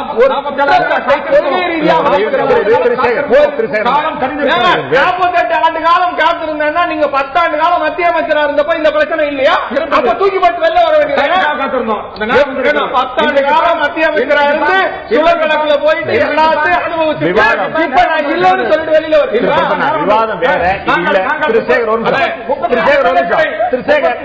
எம்எல்ஏக்களை விட்டுவிட்டு 90 எம்எல்ஏக்கள் மைனாரிட்டி திமுக அரசு இருந்தது. நாங்கள் எந்த பதிலும் நிறைவேற்றவில்லை. நாங்கள் ஆதரவு கொடுத்தோம். எங்களுக்கு நியாயப்படி ஜனநாயகப்படி அமைச்சரவை கொடுக்கவில்லை. திராவிட முன்னேற்ற காங்கிரஸ் 35 அது வேற விவாதம். அந்த விவாதத்தில் எந்த பிரயோஜனம் இல்லை. எங்கள் பையோடு ஆட்சி இருக்கிற 5 ஆண்டு காலம் நீங்க காங்கிரஸ், நீங்க காங்கிரஸ், நீங்க காங்கிரஸ் 5 ஆண்டு காலம் ஆட்சி இருக்கிறீர்கள். நீங்க காங்கிரஸ் மைனாரிட்டி திமுக அரசு, நீங்க காங்கிரஸ் இல்லைன்னா இப்ப ஏங்க நானே திரு சேகர் அவர்கள் அதிகமா விவாதங்கள்ல கலந்து கொண்டதுல நினைச்சா விவாதங்கள் அதிகமா பார்த்திருக்கிறார் போல அப்படின்னு தெரியுது. திரு மாலன் நான் வைக்க ஒரு விஷயம், நீங்க வந்து அரசியல்வாதி மாதிரி ஆயிட்டீங்க. இந்த பிரேக்குக்கு முன்னால நீங்க என்ன சொன்னீங்க? நம்ம வந்து 20% வாக்கு, அதான் நான் உங்கள்ட்ட கேட்க போறேன். ஆனா நம்ம நண்பர்கள் வந்து சொல்லணும்னு சொன்னனால வேற வழி இல்லாம அங்க போடி அவங்க என்ன சொன்னாங்க, திரு பிரசனா இருக்காரு, நான் எங்களுக்கு வாய்ப்பே கொடுக்க மாட்டேன்னு சொல்றதுக்காகவே பிரசனா இருக்கேன். நான் என்ன கேட்கிறேன், இந்த மாதிரி நம்ம வேற விஷயம் போறோம். திரு மாலன் நான் கேட்க ஒரு விஷயம், இடைவெளிக்கு முன்னாடி சொன்ன 15 விழுக்காடு ஓட்டு வந்து அட் லீஸ்ட் வந்து அவங்க பெற்றாகணும். 5 கட்சி, ஆளுக்கு 6 கட்சியை நான் 5 மாத்துறேன், ஆளுக்கு 3% தான் கொடுக்குறேன், 15% லீஸ்டா வந்து நிக்குது. 5% மினிமம் கேரண்டியா வந்து ஒரு மாப் நல்லா கிரியேட் பண்ணிருக்காங்களே சொல்லி ஒரு நம்பிக்கை பெறக்கூடிய அளவு ஆகலாம். சோ 20 விழுக்காடு ஓட்டு வந்து உத்தரவாதமாக, குறைஞ்சபட்ச உத்தரவாதமாக இருக்குன்னு சொல்லிட்டு ஒரு பார்வையாளர் மத்தியில் ஒரு எண்ணம் இருக்கும்போது இது இந்த சேதாரம் யாருக்கு? நீங்க வந்து 2014 நாடாளுமன்ற தேர்தல் அப்போ வந்து பாஜக அணியில இருந்த அதே மாதிரியான கூட்டணி தான் இவங்க இருக்காங்க. இப்போ இதுல மக்கள் நல கூட்டணியில் பாஜக கிடையாது, கம்யூனிஸ்டுகள் இருக்காங்க, பாமக கிடையாது, அதற்கு பதிலாக தமாக இருக்கு. நீங்க சொல்ற கணக்குப்படியே 20% என்று வைத்துக் கொண்டால் 19% வாக்குகள் கணக்கு சரிதானா? அது நீங்க கொஞ்சம் ஓவரா எஸ்டிமேட் பண்ணிருக்கீங்கிறது என்னுடைய கணிப்பு. இல்ல 15க்கு மேல இருக்கும். ஓகே, அதை 20% வச்சுக்காங்க. 20% வாக்குகள் பெற்ற பாஜக கூட்டணி 2014 நாடாளுமன்ற தேர்தலில் எத்தனை இடங்கள் பெற்றது? ஆனால் பாஜக கூட்டணி அப்படிங்கிறது அப்ப மோடி அலை வேற இருந்தது. இப்போ ஒரு அலையும் கிடையாது, வெறும் தலைகள் தான் நிறைய இருக்கு இப்போ.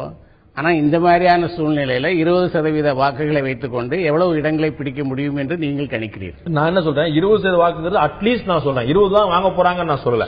நமக்கு குறைஞ்சபட்சமா கண் முன்னாடி தெரியக்கூடிய ஒரு சாதாரணமான ஒரு அரித்மெட்டிக் கால்குலேஷன் போட்டோம்னா 20 விழுக்காடுங்கிறது மினிமம் கேரண்டியா நான் யோசிக்கிறேன்.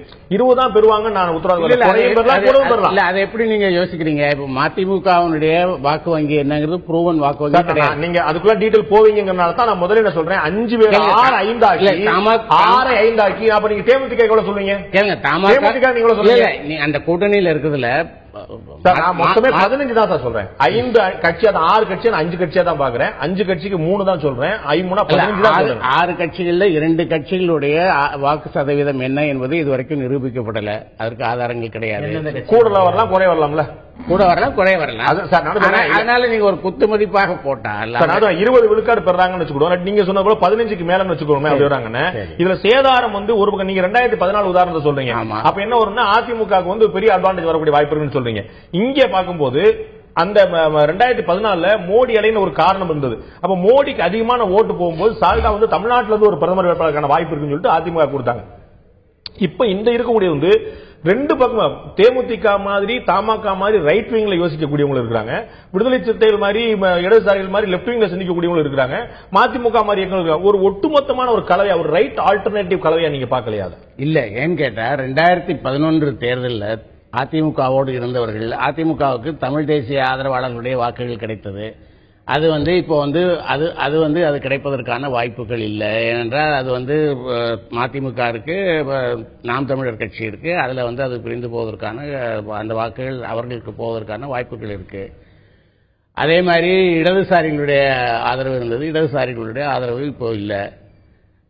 பாமகவினுடைய ஆதரவு இருந்தது, இப்போ இல்லை. அப்படியெல்லாம் இருந்தும் கூட அவர்களால் வந்து அவ்வளவு இடங்களை பெற அந்த இந்த வாக்குகள் எல்லாம் 2010 அதுக்கு பிறகு வந்த 2014 தேர்தலில் இந்த வாக்குகள் எல்லாம் அதிமுகவோடு இல்லை. ஆனா அப்படி இருந்தும் அவர்களால் வந்து அவ்வளவு இடங்களை பெற முடிந்தது. ரொம்ப காமன் சென்ஸை வந்து யூஸ் பண்ணி பார்த்தா அதிமுக 234 தொகுதிகளில் போட்டியிடுகிறது, இரட்டை இலை சின்னத்தில் போட்டியிடுகிறது. அதுல குறைந்தபட்சம் 40 to 50% இடங்களை அது வெற்றி பெறுகிறது என்று வைத்துக் கொண்டால் அது வந்து மெஜாரிட்டிக்கு பக்கத்தில் வந்து நிற்கும். அது வந்து அதனால அது வந்து ரொம்ப இயல்பானது. இந்த பிளவு யாருக்கு சாதகம் என்று கேட்டால், இந்த பிளவு அதிமுகவுக்கு சாதமாகிவிடும் என்பதனாலதான் அதனுடைய மேஜர் காம்படிட்டராக இருக்கக்கூடிய திமுக எல்லாரையும் தன் பக்கம் இழைத்துக் கொள்வதற்கு அது முயற்சிக்கிறது. நேற்றைக்கு கட்சி துவங்கின சந்திரகுமாரிலிருந்து புதிதாக கட்சி துவங்குறதுக்கு வரக்கூடிய அவர்களிலிருந்து எல்லாரையும் தன்னுடைய பக்கம் அதை இழுத்துக் கொள்வதற்கு காரணம் என்னன்னா, அப்படியே மாத்தி பார்க்க கூடாது. அதிமுகவுக்கு சரியான மாற்று திமுக தான் சொல்லி அவங்க எல்லாமே அந்த பக்கம் போறாங்க. தங்களுடைய கட்சியுடைய தலைமையை நான் சொல்றேன், இன்னைக்கு விடுதலை சிறுத்தைகள் கட்சியில இருந்து திரு வன்னியரசு வெளியேறல, திரு ரவிக்குமார் வெளியேறல. அவர்களுக்கு தங்களுடைய தலைமை மீது தங்களுடைய சித்தாந்தங்கள் முழுமையான பிடிப்பு இருக்கிறது. யார் தங்களுடைய தலைமையுடைய முடிவு சந்தேகத்துக்கிடமா இருக்கிறது நினைக்கிறார்களோ அவர்கள் மாறுகிறார்கள். அப்ப நீங்க திமுக பக்கம் சாதகமான காற்று வீசலாம் நம்பி உடைக்கிறாங்க. அவங்க உடைக்கிறாங்கன்னு நான் சொல்லல, அவங்க போகலாம், அதை பற்றி ஒண்ணும் இல்ல. ஆனா திமுக வந்து கான்பிடென்டாக இருந்ததுன்னு சொன்னா சாரிங்க உங்களுக்கு இடம் கொடுக்க முடியாது. எங்களுக்கு ஏங்க சொல்லணும், எங்களுக்கு ஏற்கனவே சொல்லணும். இல்ல நான் சொல்றேன், தமீமும் அன்சாரிக்கும் கருணாசுக்கும் ஷேக் தாவூதுக்கும் சேகு தமிழரசனுக்கும் சரத்குமாருக்கும் எல்லாரும் யாரையுமே விடுபடாம அதிமுக அரவணைச்சுக்கிடுது. எல்லாருமே அவங்கள நீங்க ஏன் அந்த சந்தேகம்? எல்லாருமே ரெட்டையில நிக்கிறாங்க. சோமார் இவங்க வந்து எப்படின்னு கேட்டா இவங்களுக்கு ஒவ்வொரு சீட்டும் முக்கியமாக இருக்கிறதுனால ஒரு சிறிய கட்சி வந்தா கூட அவங்களை அழைத்துக் கொள்ளலாம். அதிமுக இதை செய்யும் போது அது வந்து ஒரு ராஜதந்திரமாவும் திமுக அதே செய்யும் போது வந்து பலவீனமாவும் ஏன் பாக்குறீங்கன்னு கேக்குறேன் நான். இல்ல பலவீனம் இல்ல, இவங்களுக்கு வந்து அவ்வளவு கணக்கு ரொம்ப தெளிவு. இப்ப வந்து திமுகவுக்கும் அதிமுகவுக்கும் தனிப்பட்ட அளவில் இருக்கக்கூடிய வித்தியாசம் கடந்த எந்த தேர்தலில் எடுத்து பார்த்தாலும் 5 முதல் 10% வாக்குகள் வித்தியாசம். அப்ப அந்த 5% இடைவெளியை எப்படி நிரப்புவது அப்படிங்கும்போது 2 வாய்ப்புகள் இருக்கு. ஒன்று அவர்களுடைய பெறக்கூடிய வாக்குகளை குறைப்பது, அல்லது நாம் பெறக்கூடிய வாய்ப்புகளை அதிகப்படுத்திக் கொள்வது. அப்ப நாம் பெறக்கூடிய வாக்குகளை அதிகப்படுத்திக் கொள்வதற்காக அவர்கள் வந்து வரக்கூடியவர்கள் எல்லாம் அவங்க வந்து வந்தாரை வாழ வைக்கும் தமிழகம் மாதிரி வந்தாரை வாழ வைக்கும் கழகமாக அது மாதிரி வந்து அனைத்து அரவணைச்சு நீங்க பாராட்டி சொல்ற மாதிரி நான் உணரல. ஒரு சிறிய இடைவெளி ஒரு செய்தி மட்டும் தான் என்னன்னா நம்முடைய அடுத்த முறை உங்கள்ட்ட தான் முழுமையா முதல் முறை வந்து திரு செல்வராஜ் வாய்ப்பு கொடுக்க முடியல, 2ஆம் முறை உங்களுக்கு வாய்ப்பு கொடுக்க முடியல. நான் வந்து உங்கள்ட்ட தான் வரேன். ஒரு சிறிய இடைவெளி எடுக்க இடைவெளிக்கு பிறகு நாம் கேட்க வேண்டிய கேள்வி இருக்கிறது. 4 பேர் மட்டுமே இணைந்து நாங்கள் ஆட்சியை பிடிக்கும் என்று இதை மக்கள் நல கூட்டணி சொன்னது. இப்போது அந்த 4 கட்சிகளும் தலா சராசரியாக 25 சீட்டுகளுக்குள்ளாக தங்களை சுருக்கிக் கொண்டு விட்டார்கள். தங்களுடைய பலம் இவ்வளவுதான் என்று தெரிந்திருக்கிறார்களா? 60 ஆகிட்டதுனால தங்களுடைய சீட்டை நம்ம குறைச்சாங்க அப்படிங்கிற மறந்துட முடியாது. தங்களுடைய தலைமையை கன்வின்ஸ் செய்ய முடியாத சாமான்கள் எப்படி கன்வின்ஸ் செய்வாங்க? அதிமுக தலைமை முழுமையாக தங்களுடைய நம்பிக்கையை பெற்றிருக்கிறது. திரு மாணவர்கள் குறிப்பிட்டது போல 2014 நடந்ததுதான் இந்த முறை மீண்டும் நடக்கும் என்பதற்கு ஆதாரப்பூர்வமான உத்தரவாதமான வாதம் என்ன? துருவ அரசியலின் வெளிப்பாடா மக்கள் நல கூட்டணியின் அதிருப்தி என்ற தலைப்பில் இன்றைய ஆயுத நிகழ்ச்சி பார்த்துக் கொண்டிருக்கோம். நான் திரு வன்னியரசு கேட்க விரும்புகிற கேள்வி, 4 இயக்கமா மட்டும் நீங்க வந்து முழுமையா செயல்பட்டு தீவிரமா பிரச்சாரங்களை முதல் கட்ட பிரச்சாரம் முடிந்தது, 2ஆம் கட்ட பிரச்சாரம் முடிந்தது, 3ஆம் கட்ட பிரச்சாரம் துவக்கிட்டோம் சொல்லி சொல்ற வரைக்கும் விஜயகாந்தோ வாசனோ வேற யாருமோ வரல.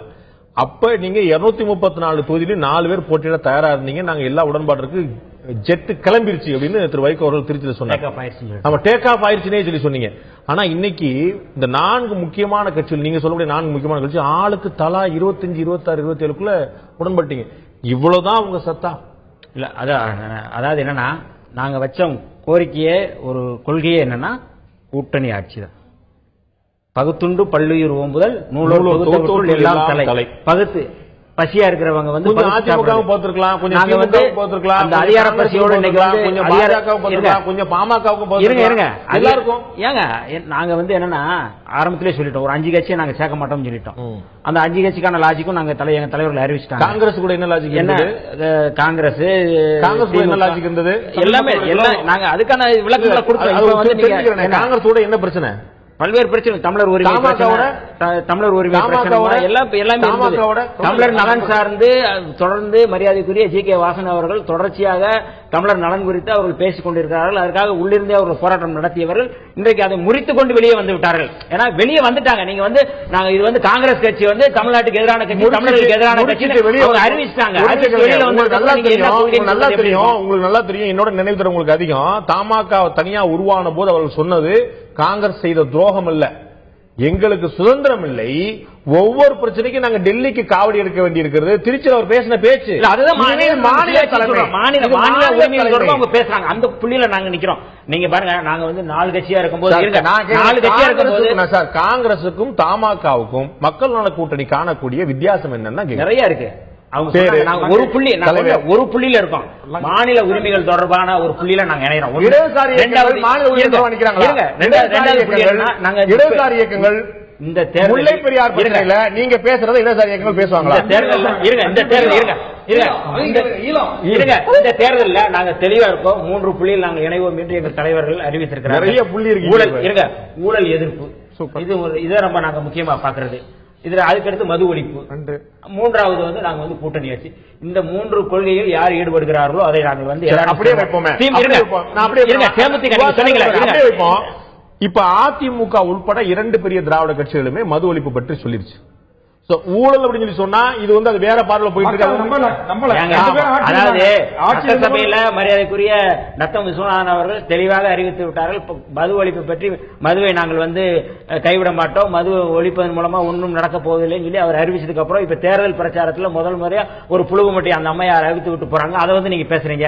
நாங்க எதை பற்றி கவலைப்படலாங்க. நாங்க மக்கள் நான் சொல்லி முடிச்சிடறேன். எனக்கு ஒரு வாய்ப்பு கொடுங்க. திமுக அதிமுக புழுகு மூட்டையில இருந்துட்டு போட்டோம்.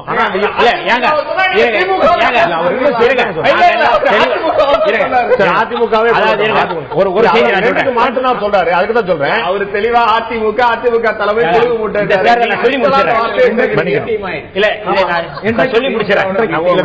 அந்த 2 கட்சிகளும் பெற்றிருக்கக்கூடிய மக்கள் நம்பிக்கை, அதுதான் நான் சொல்ல வருது. அதிமுகவுக்கு திமுக வல்லமை அப்படிங்கிறது வெறும் அவருடைய ஆட்சி பலம் மட்டும் இல்ல, மக்களுடைய ஆகப்பெரும் கட்சியில இருக்கக்கூடியதான் இந்த 2 இயக்கமும்.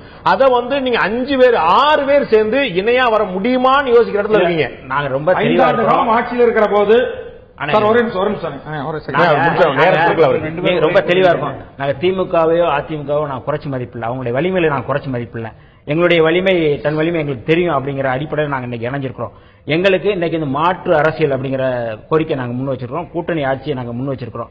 இந்த அடிப்படையில் நாங்க யாரு போறாங்க யாரு செதறாங்க அதை பத்தி நாங்க கவலைப்படல. நீங்க ஆரம்பத்தில் கேட்டீங்க இந்த கூட்டணி அமைச்சதுனால யாருக்கு வந்து லாபம், யாரு வாக்குகளை பிரிப்பாங்க அப்படிங்கிற அடிப்படையில நாங்க பார்க்கல. நாங்கள் வந்து ஒரே இலக்கு, நாங்கள் ஆட்சியை பிடிப்பது. எங்களுக்கு நேரடி போட்டி வந்து அதிமுகவுக்கும் மக்கள் நல கூட்டணிக்கும் போட்டி. இந்த அடிப்படையில் இன்னைக்கு வந்து விஜயகாந்த் கூட மக்கள் நல கூட்டணி ஒரு புரிந்துணர்வு போடுது. அப்புறம் நீங்க 2 பேரும் போட்டிருக்க புரிந்துணர்வோட கூடுதலா இன்னொரு பேப்பர் வந்து ஜாயிண்ட் ஆகுது தமாக. நீங்க 3 பேருமே ஒரு கூட்டணியே இல்ல. நீங்க சொல்லபடி இன்னைக்கு நீங்க தமாக தேமுதிக மக்கள் நல கூட்டணின்னு சொல்றீங்க. வெளிப்படை என்னன்னா ஒரு அண்டர்ஸ்டாண்டிங் இருக்கே தவிர இலக்கம் எங்க இருக்கு? வெளிப்படையா நாங்கள் அறிவிக்கும் பொழுது வெளிப்படையா சொன்னோம், தேமுதிகவும் தமிழ் மாநில காங்கிரசும் வர வேண்டும் என்று நாங்கள் கோரிக்கை வைத்தோம். அந்த கோரிக்கை வந்து எங்களுக்கு நிறைவேறி இருக்கு. சேர மறுத்துட்டாங்க சார். எங்கேயுமே மறுக்கல. நீங்க வந்து நீங்க எங்க சொல்லுங்க மறுக்கல. அவங்க வந்து காத்திருந்தாங்க. நாங்க மக்கள் நல கூட்டணிங்கிற பேரை இன்னைக்கு நான் சொல்றேன், அன்னைக்கு பழைய கதை பேசல. மக்கள் நல கூட்டணிங்கிற பேரை ஏற்பது 2 என்ன தயக்கம்? அவ்வளவு கெட்ட பேராது. ஏன் ஏற்கல? ஏன் தேமுதிக ஏற்கல? ஏன் தமாக ஏற்கல? ஏன் மக்கள் நல கூட்டணி ஒரு கூடைக்குள்ள ஏன் வரல? தேமுதிக மக்கள் நல கூட்டணி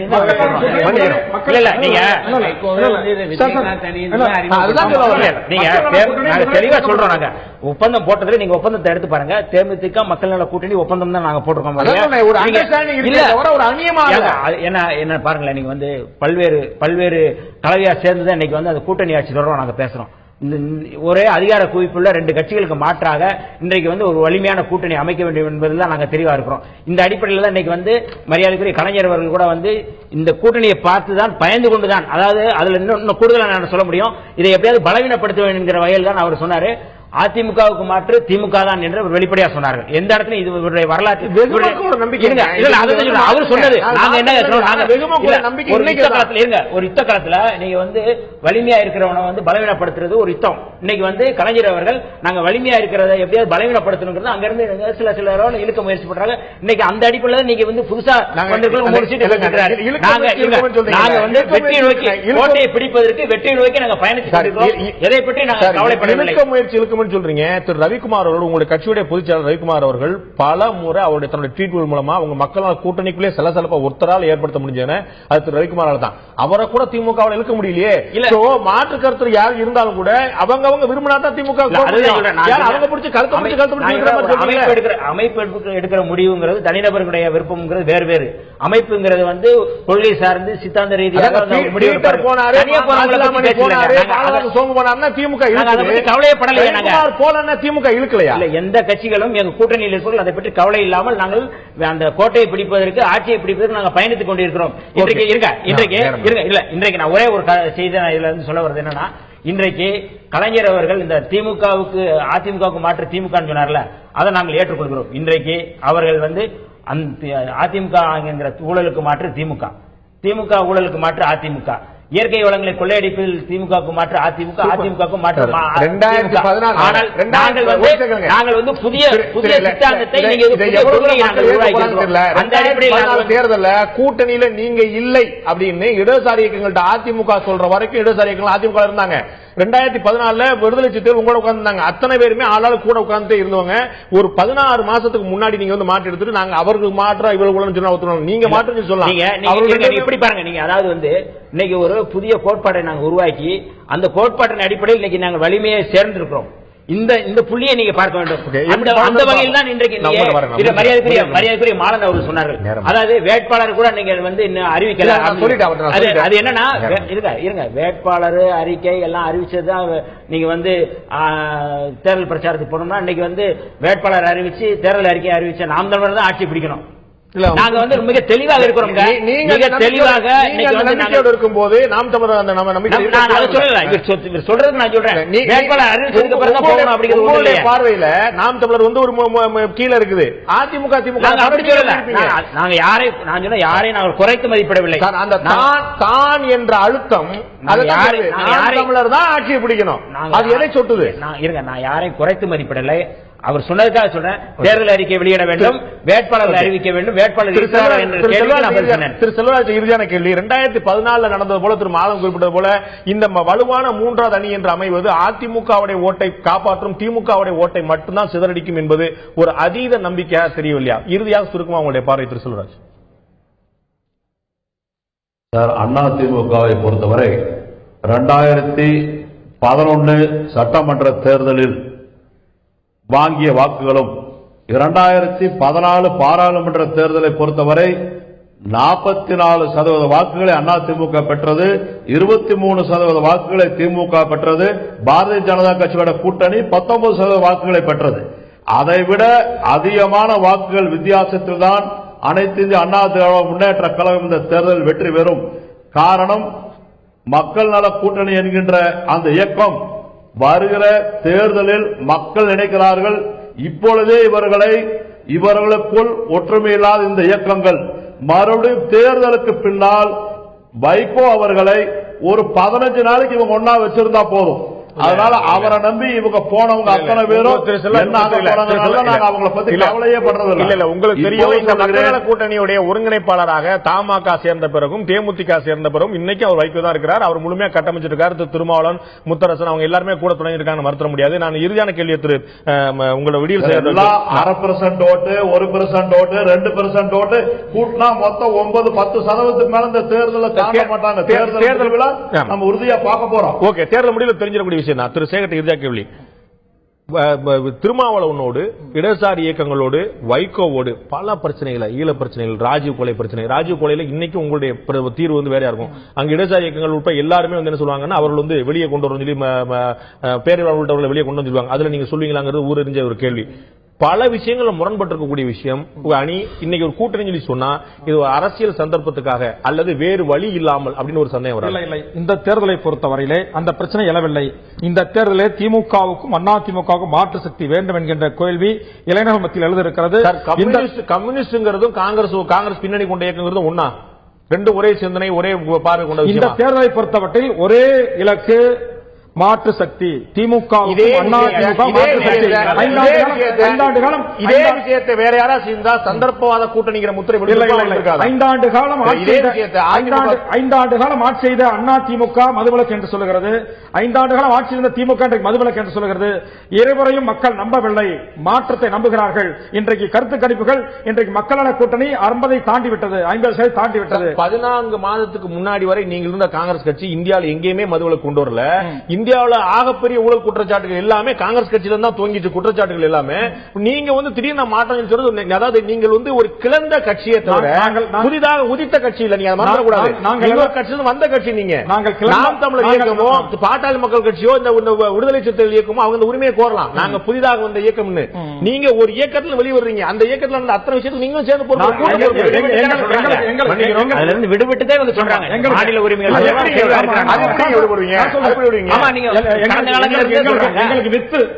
எங்களுக்கு வித்து பிறந்தவர் காமராஜர் ஆட்சி மதுவிலக்கு இல்லை. அந்த மதுவிலக்கு இல்லை, சாராய கடைகள் இல்லை, கள்ளு கடைகள் இல்லை. ஏற்கனவே வெற்றிகரமாக நடந்த தமாகவை மீண்டும் கொண்டு போய் 20 எம்பிகளை சோனியா காந்தி முன்னால அணிவகுப்பு நடத்தின திரு மூப்பனார் அவர்கள்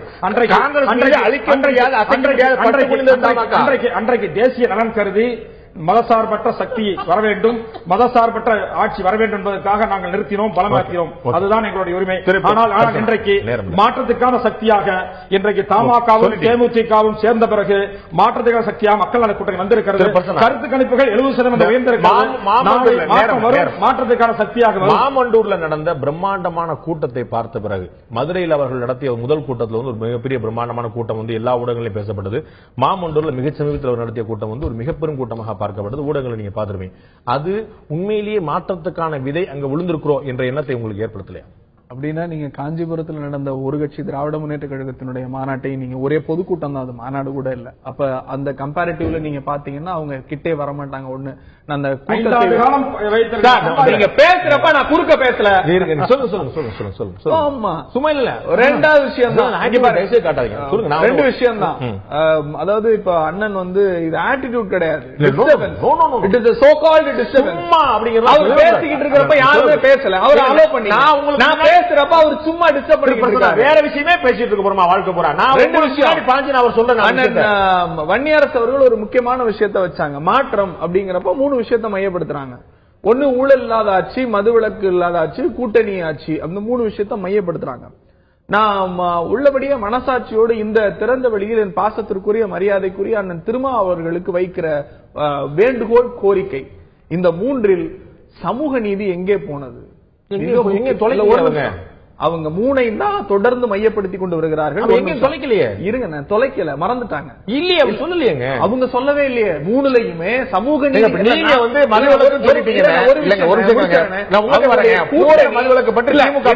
கேள்வி கேட்டீங்க, நான் பதில் சொல்றேன். இல்லங்க, நீங்க வேற கேள்வி எழுப்புறீங்க. இல்ல வேற கேள்வி முடிச்சதுக்கு அப்புறம் உங்களுடைய கேள்வி தவறா வழி நடத்தாதீங்க.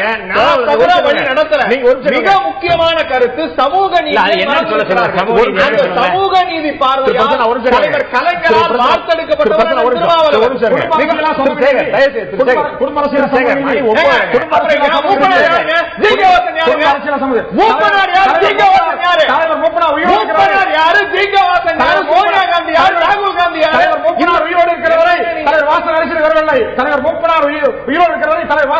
சின்ன கவுன்சில் கொடுக்கவில்லை. தலைவர் மூப்பனார் காமராஜர் தொண்டர், காமராஜர் போல நேர்மையாக இருந்தார்கள். தன்னுடைய மகனுக்கு பணிவிடுக்கவில்லை, தன்னுடைய குடும்பத்துக்கு பணிவிடுக்கவில்லை. காமராஜர் போல நான் சொல்றேன், அடுத்த ஷோக்கு வழி விடணும். தயவுசெய்து நீங்க நிறைய நேரம் எடுத்துக்கிட்டீங்க. நான் நிகழ்ச்சி முடிக்கணும். நான் உங்கள்ட்ட ஒரு விஷயம் சொல்லிட்டு நான் போயிடுறேன். நான் முதல்ல கேட்ட கேள்வி கூட்டத்துக்கான பதில் நீங்க சொல்லிட்டீங்க. அதற்கு பிறகு அடுத்த ஒரு விஷயம் போகும்போது அங்க நான் வர வேண்டி இருக்கு. உங்கள்ட்ட நீங்க சொன்ன ஒரு தகவல் என்ன, இந்திரா காந்தியும் ராகுல் காந்தியும் உங்களுடைய கூட்டணி தான் இருக்காங்க. You can continue.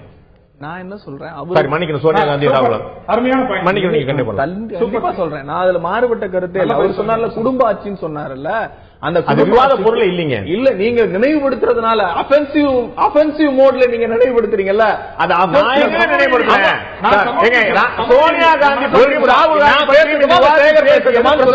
நானும் அவரை மாதிரி என்னால கத்த முடியும். அவரும் கேட்க மாட்டாரு. நீங்க ஒரு மாதத்தை நான் என்ன செய்ய, நீங்க என்கிட்ட வைக்கிறீங்க கேள்வி கேட்கிறப்ப நாகரிகம் கருதி நான் தான் பதில் சொல்லணும். எனக்கு மவுத் பீஸா சேகர் சார் மாற முடியாது. மிக தெளிவா சொல்றேன், அம்மையார் சோனியா காந்தியோ அல்லது ராகுல் காந்தியோ இந்த வாரிசு அரசியலுங்கிறத 19-14 மாசத்துக்கா, இப்பதான் ஒரு 2-3 மாசத்துக்கு முன்னாடி பிரிஞ்சு வந்தவங்க பேசுறாங்க. இங்க அதுக்கு கருத்து கிடையாது. மிக முக்கியமா மரியாதைக்குரிய மாலன் சார் ஒரு விஷயத்த சொன்னார் கூடாகமா.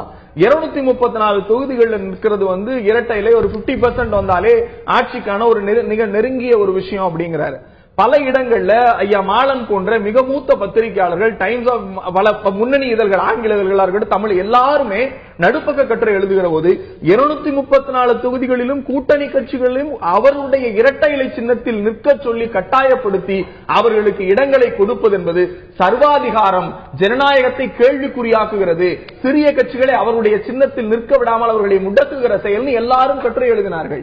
இங்க நீங்க உடனே அடுத்த குற்றச்சாட்டு வைக்கலாம், நீங்க இவங்களுக்கு எந்த சின்னத்துல நிக்க வச்சிருக்கீங்க. ஒரு நிமிஷம், நான் அதற்கு பதில் சொல்லுகிறேன். நாங்க இப்ப இந்திய முஸ்லீம் லீக்கு 5 இடங்களை கொடுத்திருக்கிறோம். அவர்கள் ஏணி சின்னத்தில் நிற்கிறார்கள். மனித மனிதநேய மக்கள் இந்த முறை இதற்கு முன்னால் ஒரு நிமிஷம். நான் முடிச்சேன். இதற்கு முன்னால் பாராளுமன்ற தேர்தல் உட்பட உதயசூரியன் சின்னத்தில் மாற்றுக் கட்சிகள் நின்ற வரலாறு கடந்த தேர்தலில் ஏணி சின்னத்தில் தான் இந்திய முஸ்லீம் லீக் நின்னது வேலூர்ல. நான் சொல்றது பல உதாரணங்கள் என்ன சொல்ல முடியும் உங்களுக்கு தெரியும். அதைத்தான் சொல்றேன். போன இடங்கள்ல ஏணி சின்னத்துல தான் நின்னுச்சு. இப்ப அது விவாதம் இல்லை. இப்ப நாம சொல்றது இந்த 234 தொகுதிகளிலும் அவர்கள் நிற்பாற்றுவது என்பது ஒரு சர்வாதிகார மாண்பு. அது தடை செய்யப்பட வேண்டும். அவரவர்களுக்கான உரிமையை